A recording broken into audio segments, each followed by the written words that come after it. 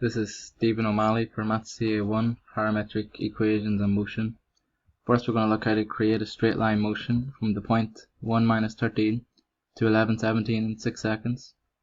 First we need to get the equation of a line, so we have to find the slope. So we take our 2 points and put them into the slope formula, y2 minus y1 all over x2 minus x1, and we get m is equal to 3. And we sub in a point and the slope into the equation of the line formula, y equals mx plus c, to find our c value, which is minus 16, and our equation is 3x minus 16, and our point is x, 3x minus 16.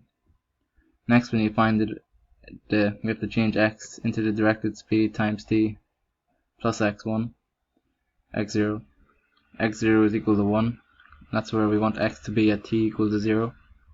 And to get the directed speed we just have to find how much the x value has to move. So it goes from 1 to 11 in 6 seconds, so it has to move 10 units in 6 seconds, so that's just 10 over 6, which is equal to 5 over 3 units per second. So x is just equal to 5 over 3t plus 1. Then you just put that into the equation up there. Then we graph it, and we see that at t0, minus 13, and then 6 seconds later it's 11.17. We could also change the directed speed to get us there quicker or slower. So if we were to double it,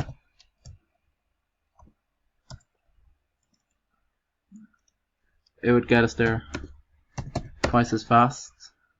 So now we'd get to 11.17 in 3 seconds. Or if we were to half it, we'd get there in 12 seconds. Now we're going to look at how to create circular motion using the formula a sine bt plus c1, a cosine bt plus c2, where a is the radius, b is the speed, and c is the center point. So looking at the question, create a circle starting at 7, 6 with a radius of 7, center point of 0, 6, and it takes 90 seconds for one circular motion. So we'll start off with a circle with a radius of 1 and a center point of 0, 0. So the first thing we can do is to get the radius of 7, is to just put a 7 at the start.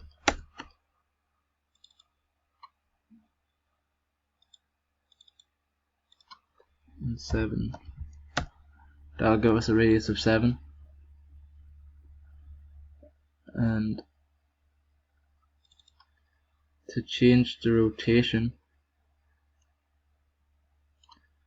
of the circle as it's going anti-clockwise, if we change this radius of either sine or cosine to a minus, it'll change the direction of the circle. So it's going anti-clockwise, now it's going clockwise, but it does affect the starting point.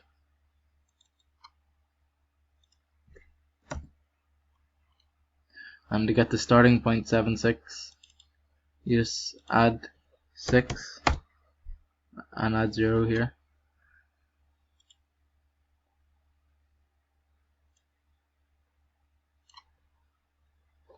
Getting the starting point with cosine is different than sine, as cosine, if you added 6 to start at 6, you get 13 because it adds on to the radius. So to start at 6 you just minus 1. But we want to start at 7 and it's already at 7, so just leave it. And to make the circle do one rotation in 90 seconds, we just divide 360 by 90 and we get 4. And we just times t by 4. So it's going to be 4 times radians of t. And as we can see now that the cos is moving 4 times faster than the sine, and it creates a closed path. So it's just constantly going over because they're moving at different speeds. So to have a circle, they need to be moving at the same speed to create the circular motion. Now that we put the 4 in front, it should be finished in one rotation in 90 seconds, as you can see. Now we're going to look at how to create a wave type motion using the formula A sine bt plus c t plus c, where A is the height of the wave, B is the speed, and C is the center point. Now just looking at this sine wave starting at 0, going up. To change the height of the waves, we can just put 5 times sine. Now it'll start at 0 and go out to 5. To change the starting point, in case we want to start at 2, 1, with plus 2, plus 1. Now we have it starting at 2, 1. And to change the speed, or how fast it goes, you just times in here. If we want to go twice as fast, you times it. Now it does twice as much in this distance. And as you can see with sine, it goes over and back, which is different to cosine.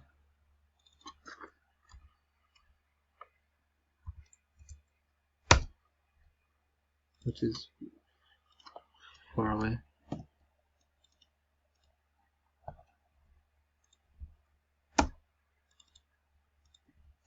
Cosine is different in some ways. And unlike sine, it doesn't go over and back. It stays to one side.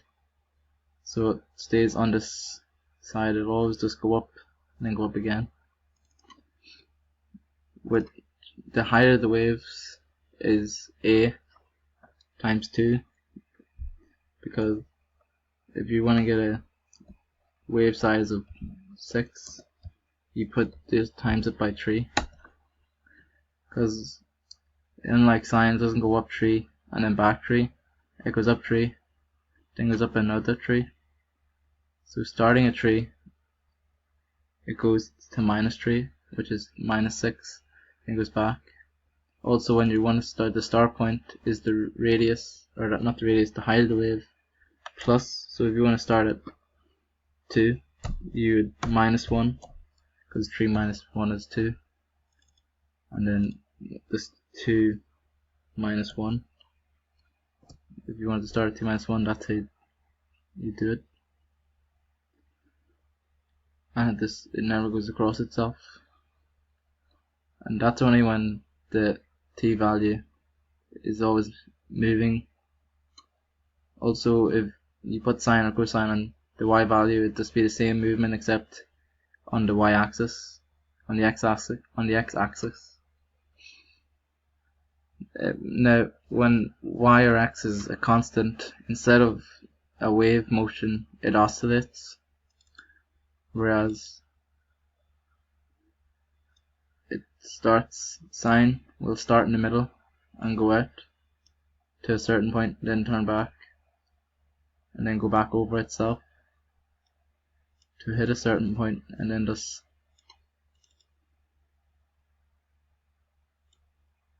bounces back and forward. You can change the same as this up above, where if you put a number in front, that'll be the size, so we'll go out 4 and over 4, and the speed as well, which doesn't really affect it because it'll do the same thing, just bounce, except it'll just do a lot more. And you can change the starting point. So now it'll start up here instead of on the x-axis, but we can't see it. Cosine is different, as it doesn't start in the middle, it'll start over here at the point 4, 2.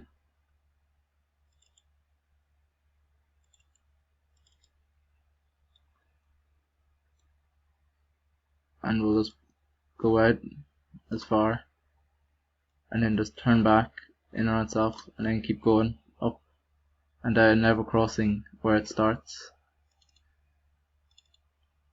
and you can change the size of the waves 4, which is times by 2, so it goes out 8 and then back 8,